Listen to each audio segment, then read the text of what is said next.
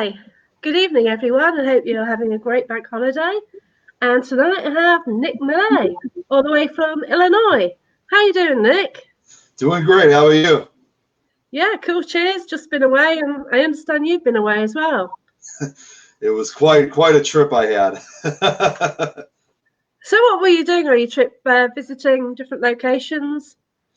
We were actually having the intention of, well, not just locations, but also visiting up with a few of the investigators from Ohio. We were supposed to meet up with a few more than expected. However, we only got to meet up with two of them. That was Mike Ricksecker, who's he's the owner of a paranormal group that's called Haunted Road Media, and he's got paracons and stuff like that. And then Sean Gilmore, who's also another investigator who runs a show of his own called Into the Abyss. It's another podcast series just like this one. And in addition to that, our goal and their goal was for them to show us around, some of the, pretty active locations in northeastern Ohio. Our first location was Helltown, Ohio, originally called Boston, Ohio. Wow. Yeah, it's actually a pretty cool area. Highly recommended. From what I remember hearing was that it was originally, again, like I said, Boston. It was originally a town area that many residents live in, starting from the late 70s up to the early 90s or early 2000s. They just started telling people, to leave their homes without really any explanation. And the town then has really since been abandoned to the present day. But it's a park district now. But there's a lot of ghost stories and legends that surround that area. Wow. So, what's the most haunted place around there? I think it would have to, honestly, I think it had to be Helltown. I think that probably, out of all the locations that we went to, I think that was probably the most active area, because what's cool about Helltown is, despite that it's abandoned, it is, there's no trespassing signs, because it is part of a park district. So you actually could go through that area without, having, worry about, that you're trespassing, because it's kind of a historic location. And we were walking to this area. I mean, there's still areas of that area of this town that we still never got to go through, because unfortunately a storm came over us. So we had to kind of cut it short. But we came across this barn that I think, out of everything that we went to, that had to be the most eeriest location that we were at, because originally I was told that the barn was boarded up. Nobody could go inside. But now the boards were taken off, and people had access into the barn. And as soon as I walked in, I just had like this negative feeling in this place. But in addition, like any abandoned location, there's graffiti all over the place.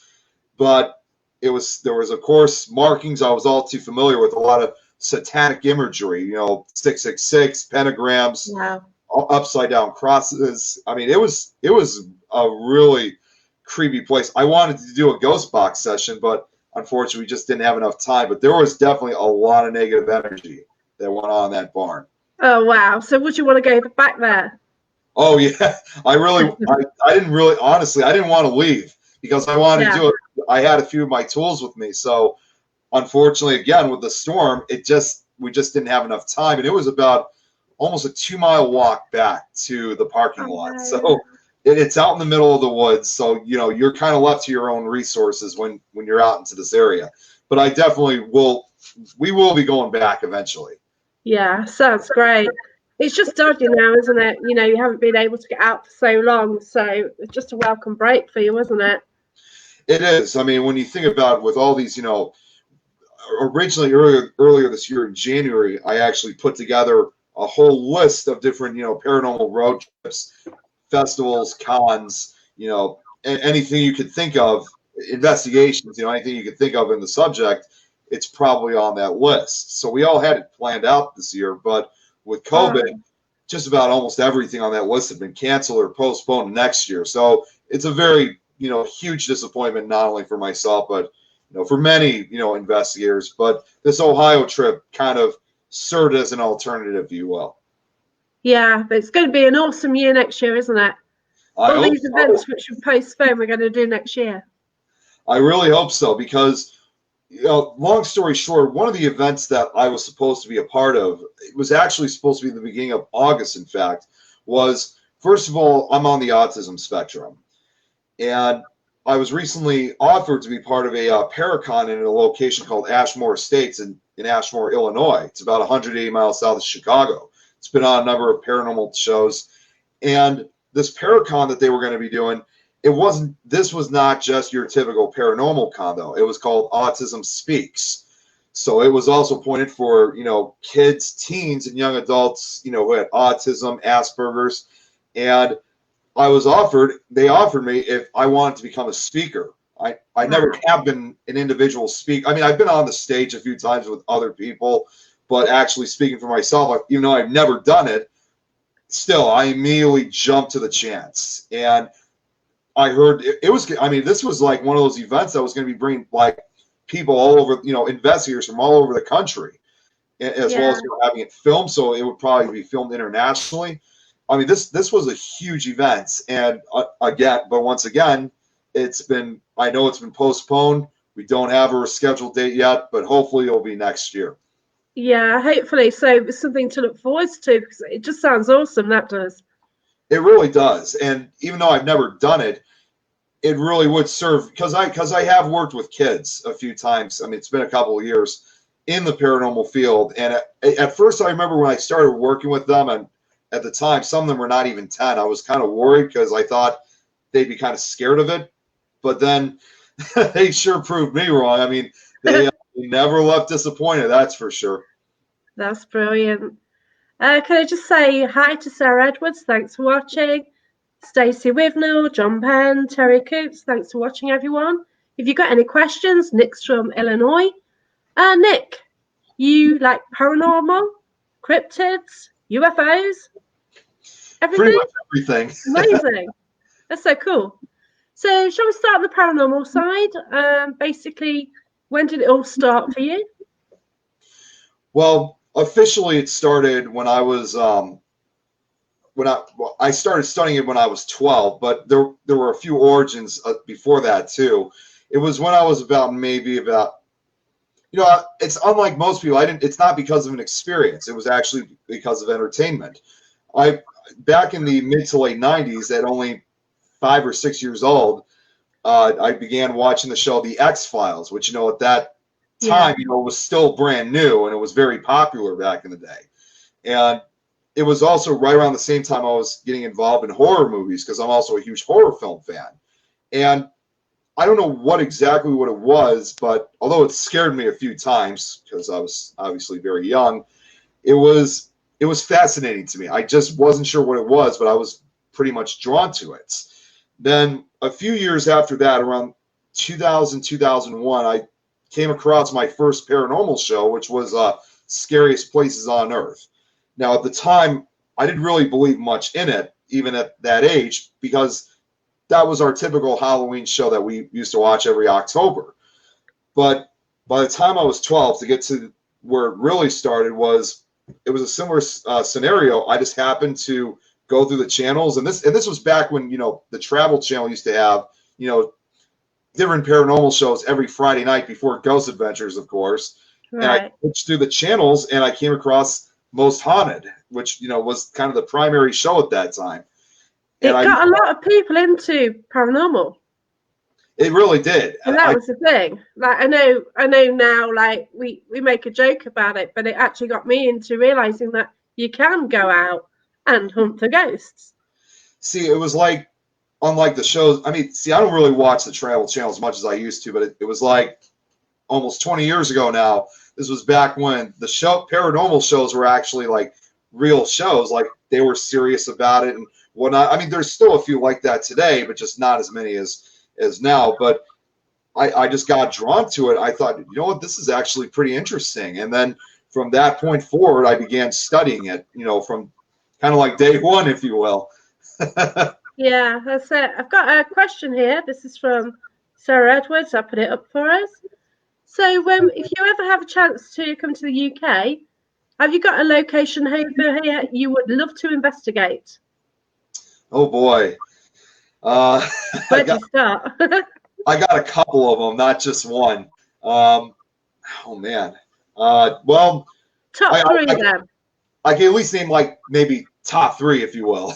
Yeah. It's one of them I'm interested in checking out. And this was another big one I studied was Chillingham Castle, which I know is near the Scottish border. I was near there. Oh, I've just really? been up near there, and I didn't drive the 10 miles to it. Wow, that's awesome. I know. Another place, well, it's more in Ireland, if you will, but I've always wanted to check out the Hellfire Club. And the third one, oh boy, oh man, it's like right in front of me. I can't remember the name of it. It'll probably come back. So at least I gave two.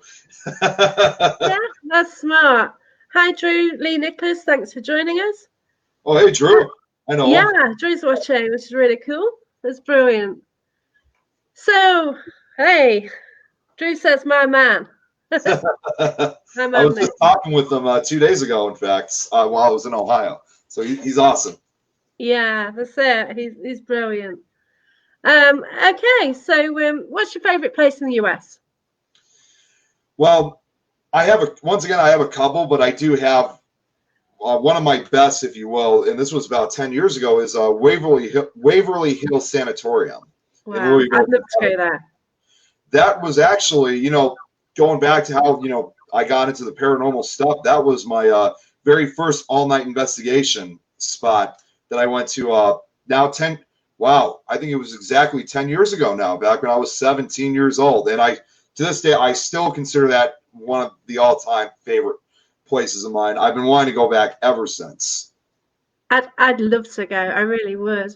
I don't know if I'll ever get over to the US, but one day if I do go, then I'll just have a massive list. I'd love to go to the Queen Mary. Have you been there?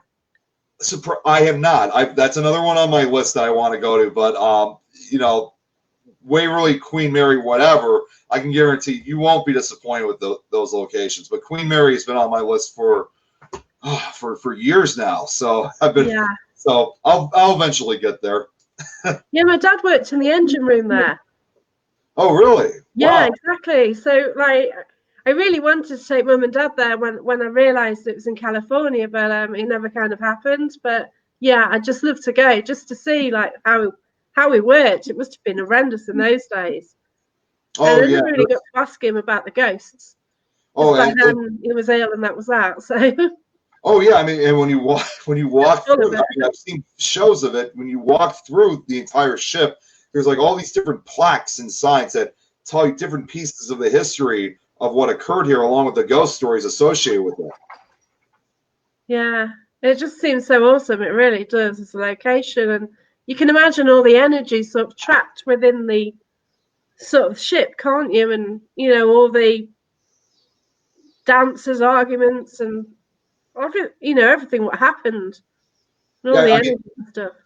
It's like, because I remember seeing a documentary about it, and it shows like, it was just lists of different stories and deaths. Wow. It's like the list is just endless. It's like thinking just from this one ship, although it was, pretty big, obviously for its days.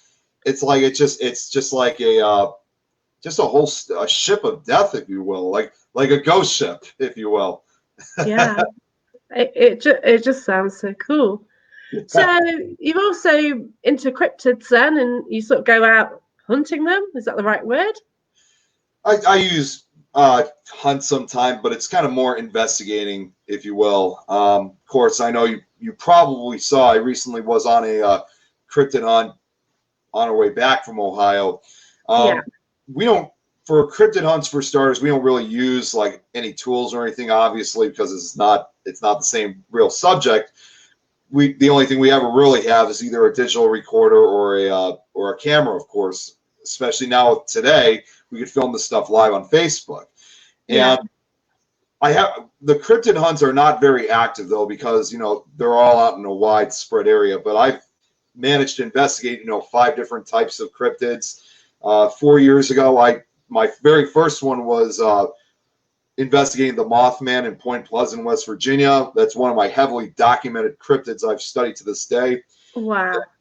Earlier this year in central Illinois, and people don't know this, but supposedly Bigfoot has been seen in those areas, in an area called Starved Rock, although it's more southern Illinois, if you will, that has these Bigfoot signs. So I've investigated Bigfoot.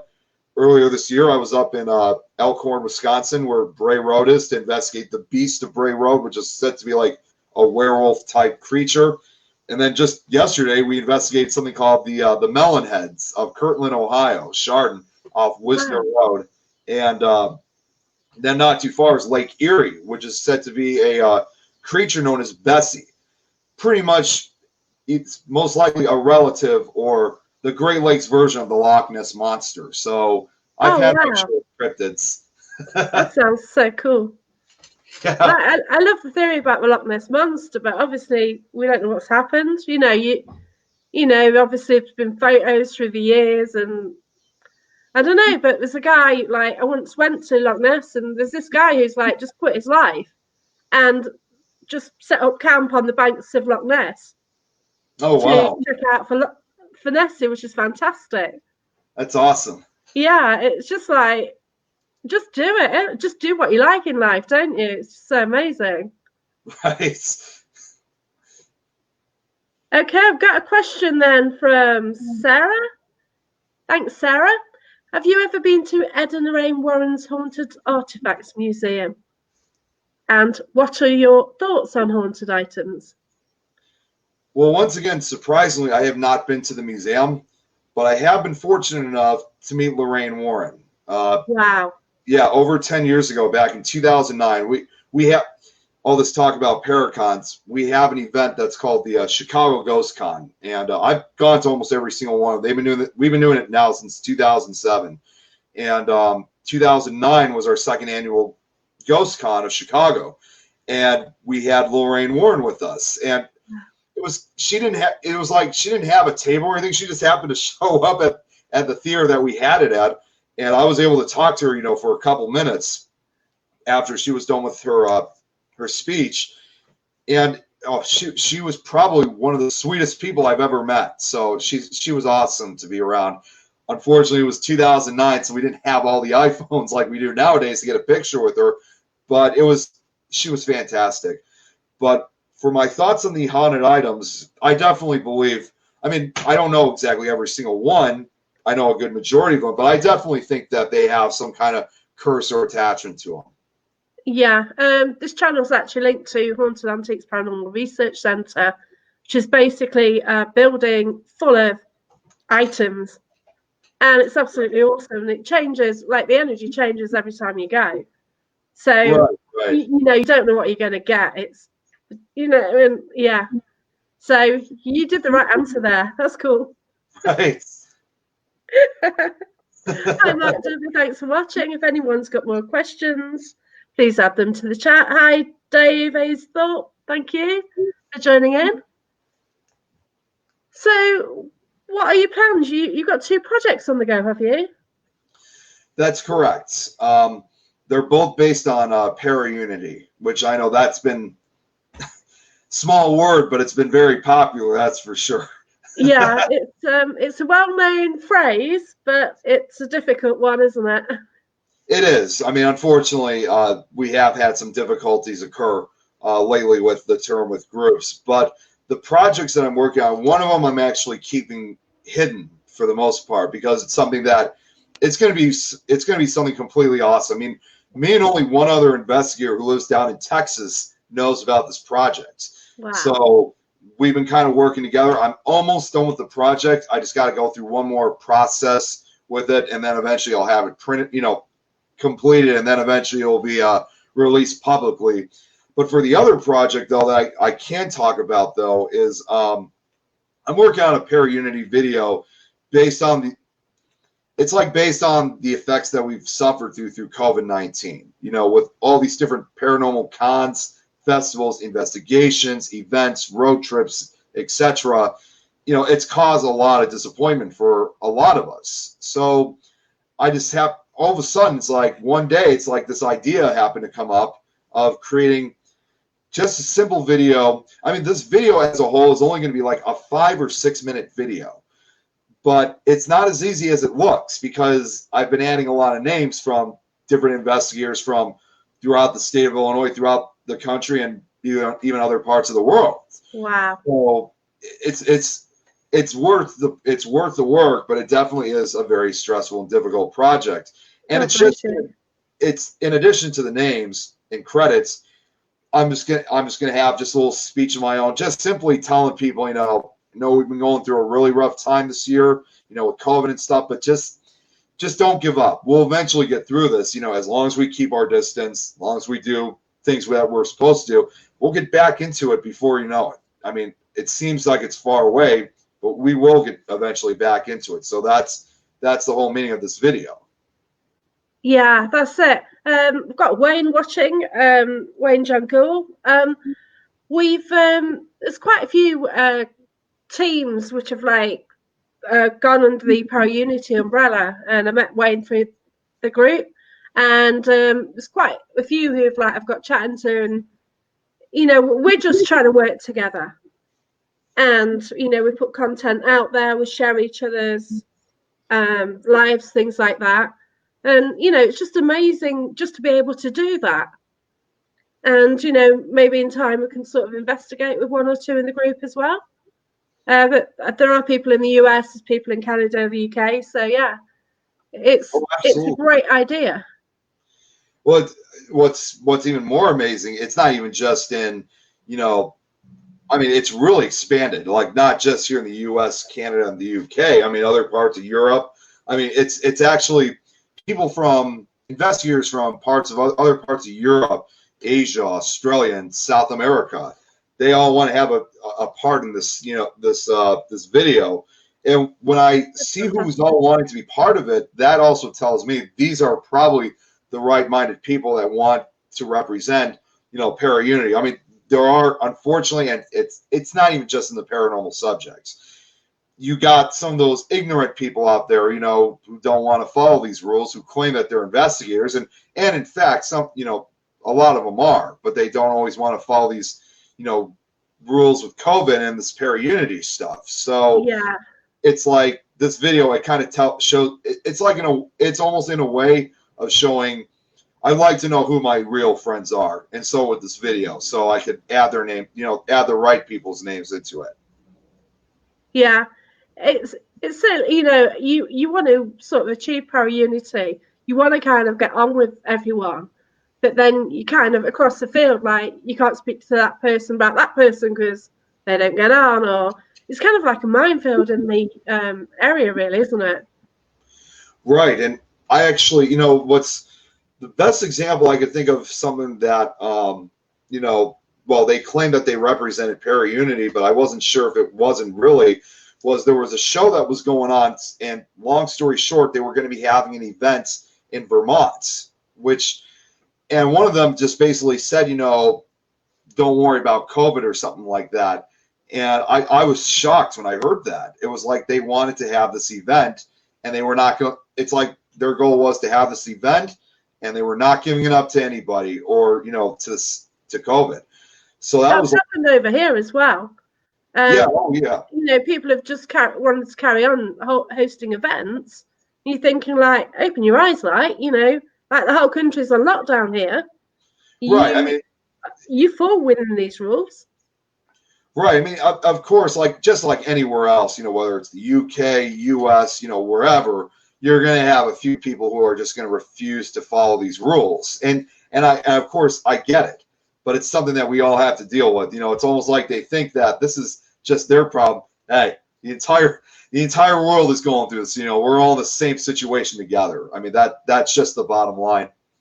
Yeah, it's the first time the whole world has been in the same situation, and kind of on the same side as well. We're all fighting this virus one way or another, aren't we? Yeah, I mean, and no matter where you go, I mean, kind of like it was even in Ohio, because when we got to Ohio on Friday, I mean, everybody was wearing masks. They were supposed to be doing so. Whether you're going from one state or to another country, maybe a few rules, different rules here and there, but for the most part, it's all the same. Yeah, that's it. And well, you have had trouble with your travels. Obviously you've been traveling recently, and you didn't know what the rules were from one state to the next, because it's all on a different level, isn't it? Yeah, I mean, it's like I didn't know what these rules were in other states, but I was still, regardless, I was going to follow the rules I learned in Chicago. So that's just the best I was able to do. And when I saw other people were wearing the masks in Ohio, definitely more people in Ohio than when we were crossing Indiana.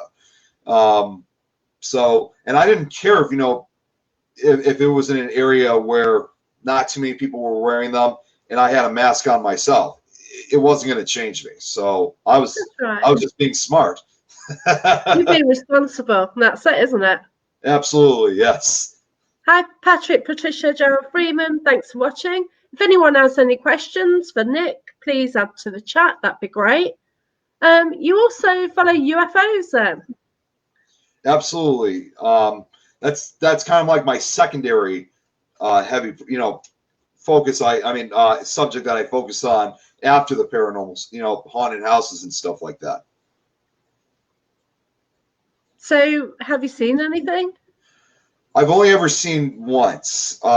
It was brief, but it was, and I think this was really the real jump start to it too. Now that I think about it, it was actually back when I was in high school. It was just like any sighting, of course, usually just occurs on a simple day. Like, none of us ever expect this to occur. Of course. I was 15 years old. This was back in January of 2008. No, 14 or 15 years old.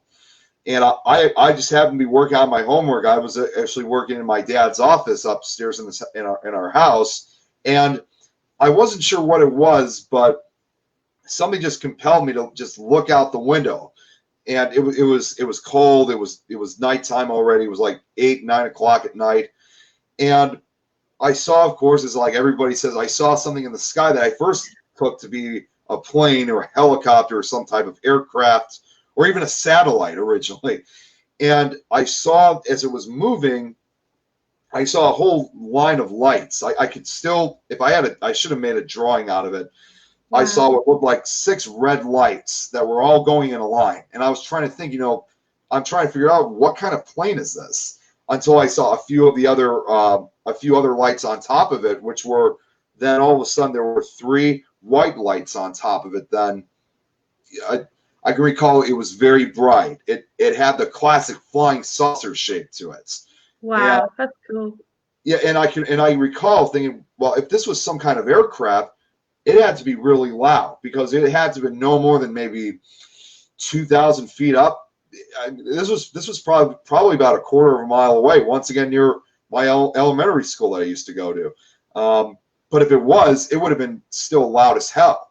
However, there was no sound, and I'm thinking to myself, wait a second, there's something going on here, and it just moved silently through the night sky and then just disappeared into the trees. And I just thought to myself, I think I just saw a UFO.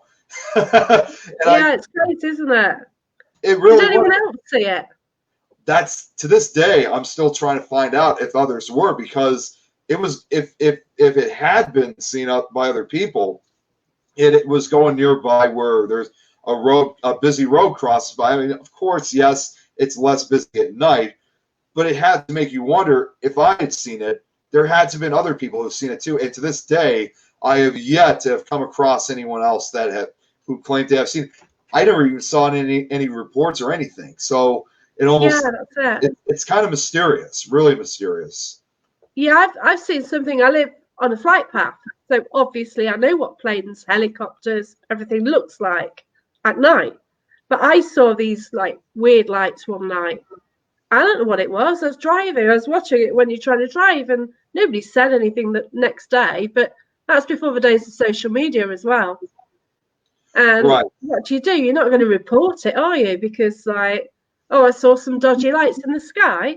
It doesn't work, does it? Right. And, for my report, my encounter, considering it was 2008, although we had social media back then too, it wasn't as quite frequent as it is now. So trying to write a report about it, even back then was very, very difficult. So it wasn't just the ridicule that you had to fear. It was even trying to get the report out. It was not easy. So, I mean, nowadays, most people today, they could do it in the drop of a hat, on Facebook or whatever site that they're using. We didn't have that really back then. Yeah, that's right. Mine was pre-2000. Oh, So there's wow. no chance for me. You know, I couldn't, like, where'd you go? You know, you're not going to go to the police. Oh, I saw some lights I can't explain. You Right, can't do right. that. You know, I just think you're crazy. So yeah, I couldn't do that. Okay, I've got a question from Sarah. Cheers for these questions, Sarah.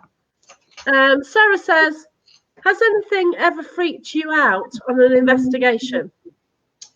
Oh boy. Yes, in fact. And this, I'm not going to make it long because it actually is a long story. But 3 years ago, we haven't really done a lot of residential investigations. But this was one of our few. We were called in by a family who lived out in the town of Evanston, which is just about half hour, 45 minutes from where I live. They were basically telling about a lot of things that were occurring, and what happened at this investigation was not what I was expecting. What was supposed to be just a simple investigation, and eventually we did a blessing of the house because there was just so much going on that I really wish I could figure out a way I could say it in a shortened way. But we only ever made 2 visits to the house, and the second time that we were there, that was actually when we did this blessing. We were using sage, but something was attaching itself to some of the family members, and I didn't actually perform it. I was actually a witness to it, but it ended up becoming an exorcism, and that was probably the only time I think in an investigation or whatever in the subject that I was actually scared, because it wasn't even just what was happening. It was also for everybody's safety, not just for our safety, but for the family's safety. Yeah, definitely. It's crazy, isn't it? So, I'm not, what's up? Hi, Vaughn. Thanks for joining us. If you've got any questions for Nick, Nick's into paranormal, UFOs, cryptids, anything else? pretty much, well, I also get it. I also study vampires and werewolves, and Oh, I wow. just basically study everything. So, That's fantastic. and That's also really cool. history too. I also do a lot of history research. Oh, that's brilliant. Like history and paranormal go really well together because often you might find something on an investigation. So it's handy to find out the historical evidence to back it up, isn't it? Right. See, it's like, in my opinion, especially because we've been getting a lot of new paranormal recruits lately. I mean, a lot of them are, you got your, different age shared. So like a lot of younger, a lot of older, recruits. And I even tell them, regardless of the age, saying, well, if you want to be investigating and want to be like kind of like us, if you will, there's a lot of, history involved with a lot of this stuff. You can't just go to a haunted location without knowing the history, because if you don't learn the history and stuff like that, you're really in trouble then, because then you don't know who or what you're contacting. So I tell them, well, whether you like history or not, you're going to have to study it. Yeah. Kind Yeah, of, I kind of like to go into a location blind, but then afterwards look at the history well, yeah, I should have said, in some ways. I was going to say, I should have corrected myself. I mean, unless, you Right. want to come in first, before, I guess maybe before or after, I should have said. Yeah. Yeah, you like obviously like in the UK you go to a castle, it's got history, you probably had kings there.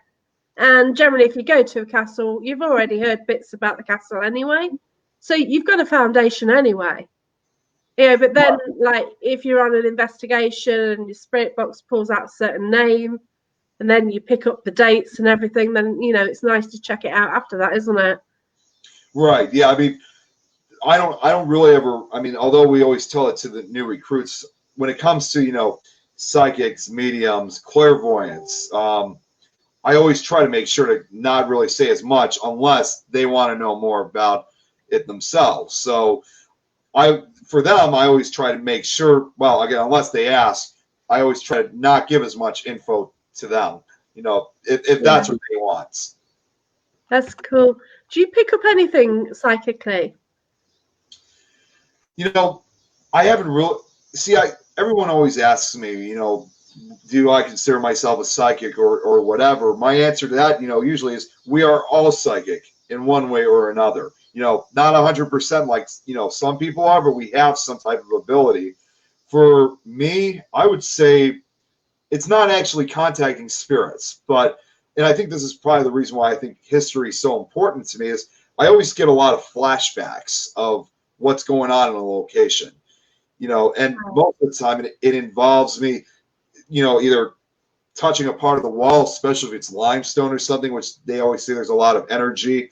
And it's not the greatest, but I could actually get, pieces of history even run through my head, and I can get kind of not a perfect, but a relatively partial view of what I'm looking at. So it's quite fascinating. That is, yeah. To get that many, like I get like images, but I haven't been like that open for. I've been going through development for about 5 years, so I'm I get names, I get dates, but to actually get a whole scene playing out in front of you is absolutely amazing. That's fantastic.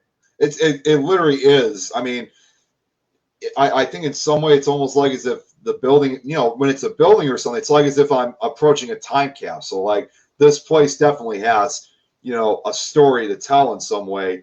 And even if the images are not, because, it doesn't always work out perfectly every single time, but even if it's just a brief, image, or it's kind of fuzzy, I actually sometimes like when it has that kind of appearance, because it's like watching a scene out of an old movie or something like that. It kind of gives like a almost sepia black and white image. So I sometimes kind of enjoy kind of the somewhat quality, if you will, of whatever occurred at this location. So it's just really cool. I think it was almost as if I was meant to learn history.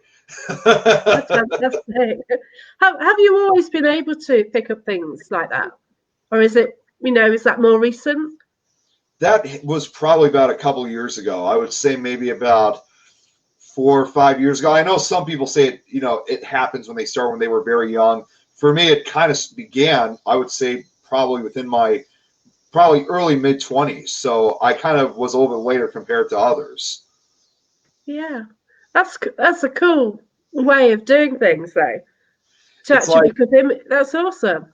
yeah, I think in some ways, I think we all have some kind of gift, and it varies, obviously. I mean, I've learned that it's not always just, kids or teenagers that have these, events or effects or these experiences. It can we now know that it can happen to adults too later in life. So it's not always just restricted to kids and teens. Yeah, I think it's kind of what you want out of life, and it's like 5 years ago, this was what I wanted to do, and everyone was like going on investigations. They were seeing things I couldn't, so I kind of wondered why. So I did development for the hell of it, really. But yeah, you can actually see things if you open your mind more. Absolutely, yeah. I'm a bit strange. But yeah. Okay. Vaughn, she says, okay, let's try again. I never really researched vampires or even believe they exist. Where would you find evidence they exist? Oh man, that's a really good question. Wow, yeah. Yeah, that's that kind of blew me away there a little bit. I'll put it back again so you can see it. Yeah. See, the best answer I can really think of, I mean, everybody always says when it comes to the vampires, they always think, well, go to Transylvania or something like that. Yeah, that's it. They're all over the place. They're all over the world. Not just in I mean, I don't know how true the stories are with vampires in Transylvania, like with Dracula, for example, but I've come across, I don't even know how many stories here in the United States and other parts of Europe, of vampires, and there's even Asian traditions of vampires. But Wow. I wish I could have a better answer of figuring out, what evidence, where the evidence you could find of vampires are. I guess it's kind of limited, if you will. I mean, I've always learned about vampires, not the evidence, but it's like in the Eastern European, legends, the vampires pretty much appeared as they did in death. I mean, excuse me, as they appeared in life, with maybe a cold, pale look to them.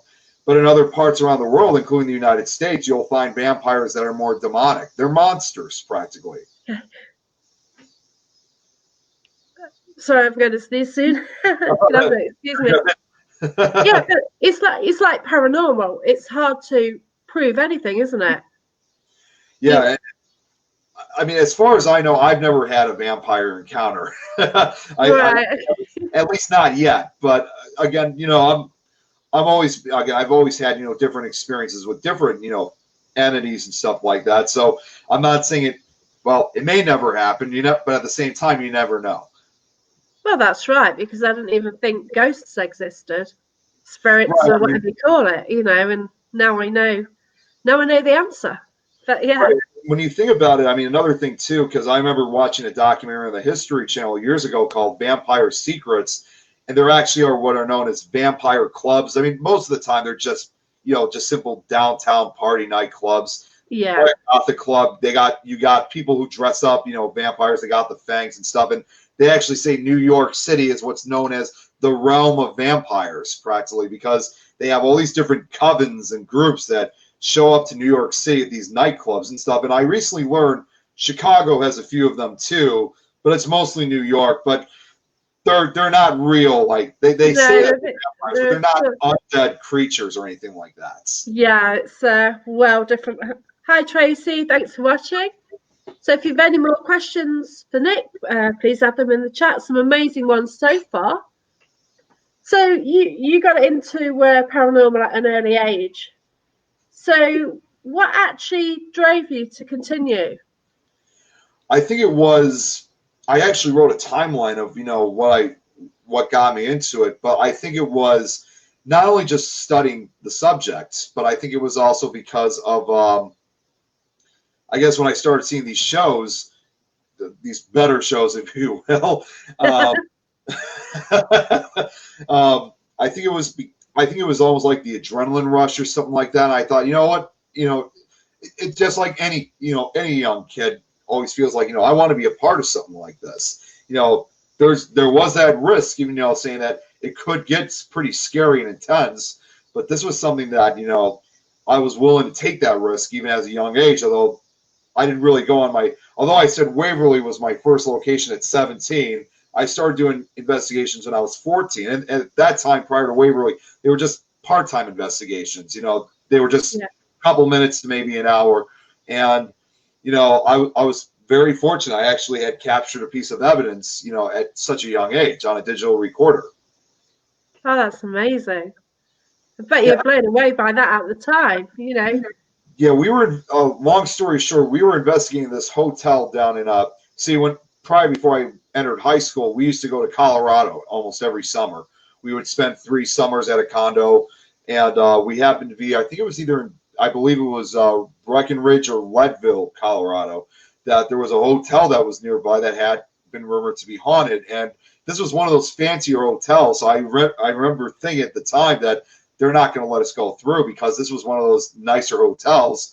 we were fortunate to know that they allowed us to go through the area because they knew we were only going to be there for a few minutes. My dad was there, my brother was there, and there were 3 different stories of death that occurred in this hotel. However, we were only able to check out the library, so we weren't able to go up to the hallways and stuff like most groups would want to do. And I laid down a digital recorder, and the recorder was all I had back in those days, and because a lot of the tools and technology now that is like a lot cheaper was so much more expensive back in those days. Yeah. And the digital recorder I always recommend for everybody to start off with as a tool. And we're walking around, just kind of my own business. I left the recorder there, and probably about maybe after a minute, I played it back, and I heard, to this day, I still cannot figure out what exactly it's saying, but I could hear this whisper, this loud whisper that's occurring in this recorder. And I just remember thinking to myself, what the heck is that? And in fact, I still have that recording. I mean, unfortunately, this was one of those ones that you can't really plug into your computer. So yeah.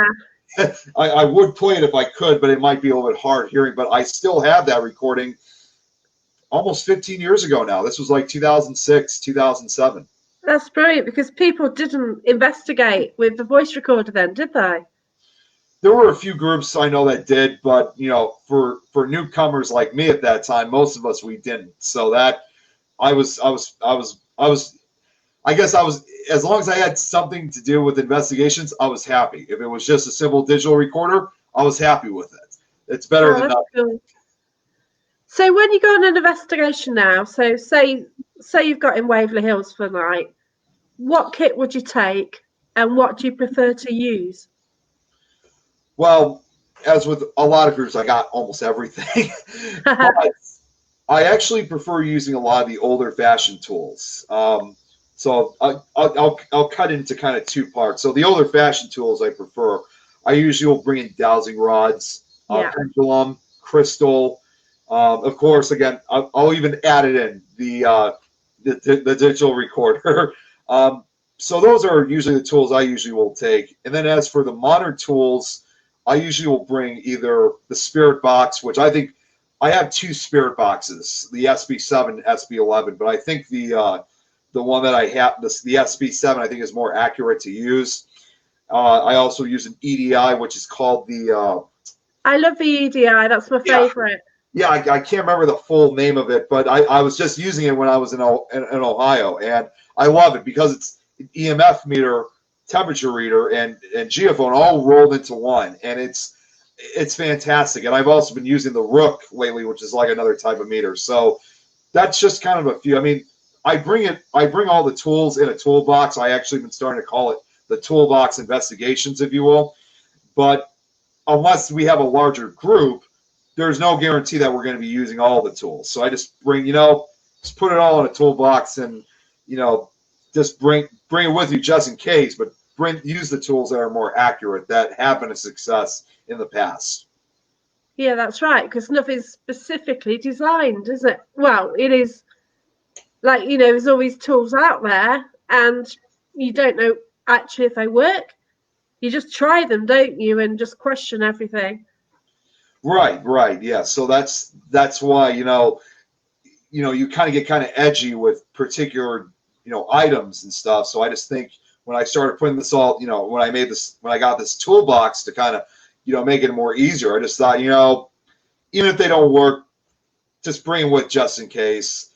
Of course, there were some that, I was kind of disappointed originally, but then they started becoming more accurate. But I think it all depends on the particular item that you're using. Each one has a different role.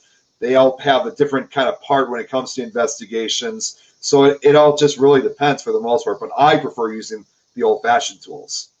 Yeah. Yeah, a lot of people are sort of going down that route more anyway. Yeah, there's a lot. Basics. The groups are starting now kind of go back to the old-fashioned tradition because you have to remember, like with pendulums, crystals, dowsing rods, those have been used forever. They've been used for God knows how long, at least for a couple centuries, depending on what story or origin you hear. Yeah, that's right. And like your pendulums, they're inexpensive. You can get them rather than like you've got your K2 there about £45. EDI, what, $269 USD? The one I got, the EDI I got, I was fortunate enough to get not necessarily half of that, but only for like $200, which that's relatively cheap for such. It is cheap, yeah. Yeah. I got mine cheaper. I got mine for probably about the same, £150. Yeah, so, yeah. Mine I got from Amazon. So Amazon. Ghost Hunting team was selling the kit off, so yeah. So I just got there at the right time. Because I kept looking at it on the US website. It's like, no, I can't have one, and I want one. But yeah. So that's my favorite piece of equipment, anyway. That's awesome. So, where are you investigating next? Well, once again, with COVID and stuff, it's becoming, again, it's tough. But, now that we're entering the month of September and, of course, soon into October, which is obviously, our biggest time of the year, we're hoping we're hoping to go through. We may not be able to travel out of state again like we did, but we're hoping to check out some of the areas here in Chicago. Most of them are cemeteries, believe it or not. Wow. most a couple locations I can come up with is Graceland Cemetery, which I think is one of Chicago's largest cemeteries. Bohemian National Cemetery, Rose Hill Cemetery, and perhaps one of the most notorious of them all is Bachelor's Grove Cemetery. Normally, we usually go to these different cemeteries throughout the year, but it's not even just because of COVID. But Bachelor's Grove Cemetery, for example, it's out in the middle of the woods, and at the season that we're at right now, with it being hot and all, it's been too buggy, too difficult to go out. But if I could estimate what's the best time to go at a cemetery like Bachelor's Grove, is definitely September and October. Not only because of Halloween, of course, but temperatures have cooled down. And the last time we were at Bachelor's Grove, it was actually right after the Chicago Ghost Con. We actually brought, as I mentioned earlier, Mike Ricksecker with us. There was this eerie fog that just happened to show up out of nowhere. I mean, it was sunny at first, and it still was. It was starting to get dark, in fact, but this fog has started showing up out of nowhere.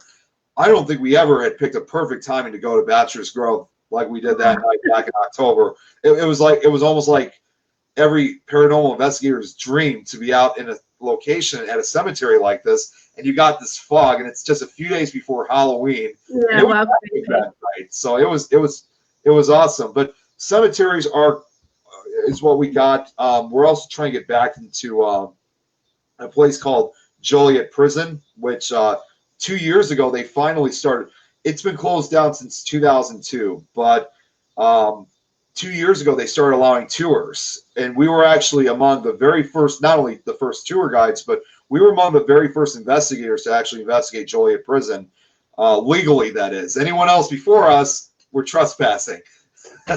So there's a couple of them that we're trying to get into. So, and for those that don't know, Joliet Prison, it's not only known for its history and its ghost stories, but it was also used as a shooting location for a scene in the movie The Blues Brothers when they when they were coming out of the prison. That's Joliet Prison, and that was when it was still operating back then. So most people would remember it from that scene, The Blues Brothers. That sounds cool, because I've investigated to prison. They're interesting environments. Joliet, again, it's another place I love. That's one of my favorite locations in Chicago. Wow, that's cool. So what's the nearest location to you? Nearest well-known location? Yeah, one of the local locations. Well, it's been so long since I've been able to go out to any of these locations in Chicago. I think it would have to be, oh boy. There is one location I do, I'm trying to remember. There was one location that was not too far from us. I can't remember. It'll probably come back, but for right now, I'll just say really any of the cemeteries in the Chicago area. That's the best I can come up with, unfortunately. That's cool. Okay, what other large place would you like to go to in the US, which you haven't been to?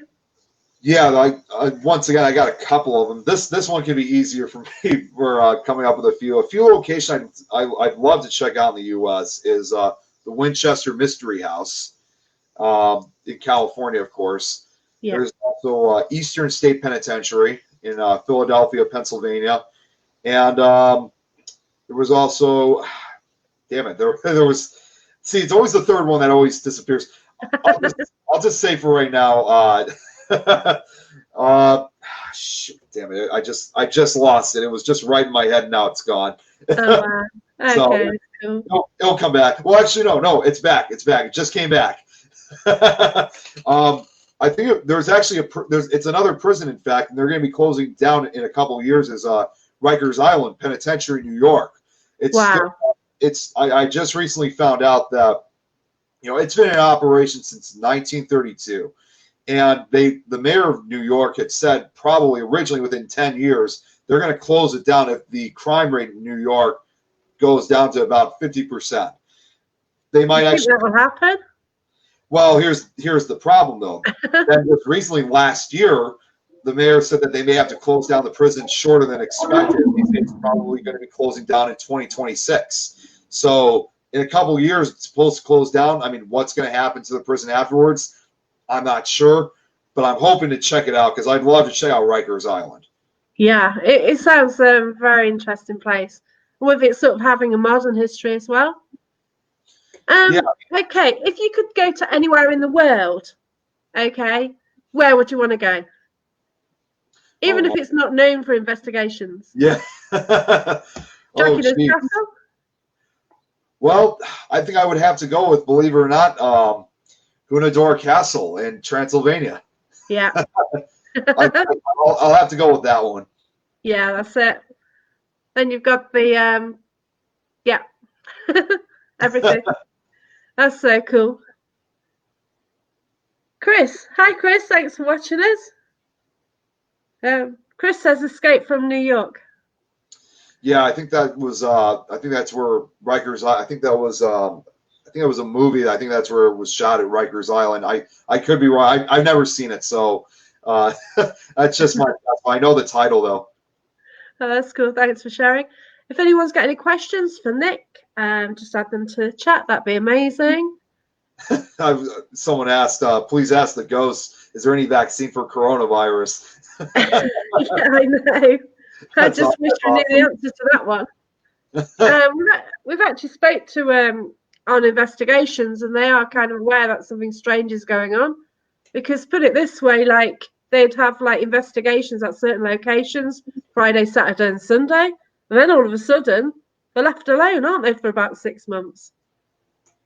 Yeah, I've noticed that with a few investigations. You know, people who film live, like I've done, and it's amazing to me how you got, you know, an individual or a couple individuals who may have died 100, 200 years ago, and they're quite aware of what's going on right now with COVID. I mean, you imagine if you were talking to someone, you know, who may have died from the Spanish flu of 1918, 1919, Yeah. and they're well aware of what happened. It's almost like as if you're talking like a grandparent, almost saying, "Yeah, I'm well aware of what's happening right now with COVID." Yeah. It reminds me like it was 100 years ago. It reminds me 100 years ago when we had the Spanish flu, and it was a hell of a lot worse than what you guys are going through now. Yeah. It's just strange, like how much they're kind of aware of. Like, what do you think of shadow people then? What are shadow people? Shadow people, that's a heavy topic I get involved with a lot. You know, I think I sometimes classify them as a separate type of entity, but at the same time, I think a few of them are probably, you know, ghosts themselves. Mike Ricksecker, I know I mentioned, he's a huge expert on shadow people, and he always has. He said if there's one day he ever gets to sit down with a shadow person and interview him, you know, he'd love to know more about, you know, what exactly they are. But I think, you know, they're probably a separate type of entity. I mean, some people say that they're spirits, others say that they're demons, because, you know, sometimes they have glowing red eyes to them. But I think they're a separate species. But I think a few of them could be classified as ghosts, if you will. Yeah, it's strange, isn't it? Because you just kind of got to work things out for yourself, because you hear so many people saying different things, and you have to work on what makes sense to you. Yeah, I think that was like when I was at Waverly Hill Sanatorium. Once again, that was my first encounter with shadow people, a whole bunch of them for the most part. And that kind of, I mean, at only 17 years old that time, I mean, I was actually, we filmed it all, and if you hear me on the video, you could hear me gasp, not with fright or shock. It was amazement that I was seeing this, and it got me wondering, you know, what could these things be? I mean, are these patients, or is this something else that I'm experiencing? So even to this day, I still try to question, you know, what were these shadow people I was seeing? Yeah, that's it. I like the fact that you question everything as well. Yeah, well, not to mention when you're seeing more than one. I mean, usually, you know, when it comes to shadow people, most people usually only see them right at the corner of their eye. But for me, that's right. You know, there were, again, I don't even know how many there were, but some were going to the right, some were going to the left, others were coming towards us, and others were going away from us. And they just, in addition to the solid look, they had kind of also like a smoky appearance. And I noticed one of them was crawling on the ground, and I didn't know yet. I guess I must have missed the story, but I didn't know it yet. But there's this creature that supposedly it's said to be like crawls around the fourth floor, I think, around the building. They call it the creeper. So I didn't hear about the creeper, and it was actually a few months after when Ghost Adventures was there. So we were there literally just a few months afterwards, and I thought I had all the stories, but I didn't know about this creature called the creeper, and I happened to already see it right in front of us, along with these other people. So it was incredible. Yeah, I've encountered a few creatures that are quite strange. I went to a graveyard a few weeks ago with Chris Wilcox, who's watching, and there's a creature appeared there, which is quite strange. Oh, yeah, I'm not surprised. Yeah, it's just like, again, I just found it fascinating. I remember when I was watching it. It was a few months after when I went to Waverly, because when I was in high school, I also ran a paranormal club at my school, and to this day, well, I know it's difficult with COVID, it's still being ran to this day, almost 15 years later. I started back in 2007, and I don't know who runs it now, but I know they're doing a great job. But I remember when I was running it myself, probably about maybe 2-3 months after I went to Waverly, I showed the episode of Ghost Adventures, and all of a sudden they're talking to the tour guy that I was with. I'm thinking, oh my God, that's the same guy. That's the same guy I was with that night. Wow, that's so cool. Yeah, it was awesome. I don't really watch to be honest, I don't really watch as much Ghost Adventures anymore, because I used to love Zach Bagans, but with everything he's been doing now, I've lost interest. So, everybody wants to be like him. He's always saying everything is a demon, and it's just unfortunate. So he used to be a role model of mine, but if I ever watch the show, it will only be like the older seasons, and that's it. When they were a lot more smarter and sophisticated. And too. Oh, that's cool. Wow, that hour's gone really quickly, and I want to thank you so much for being a guest. Absolutely, my pleasure. Thank you for having me. And it's just been wonderful. Thanks. Thanks for watching, everyone. Next Monday, I'm talking to Simon Entwistle, who's a guide around Clitheroe Way and the Pendle Witches. So join us then, okay? Thanks a lot. Thanks for listening, and goodbye. Bye. Thank you.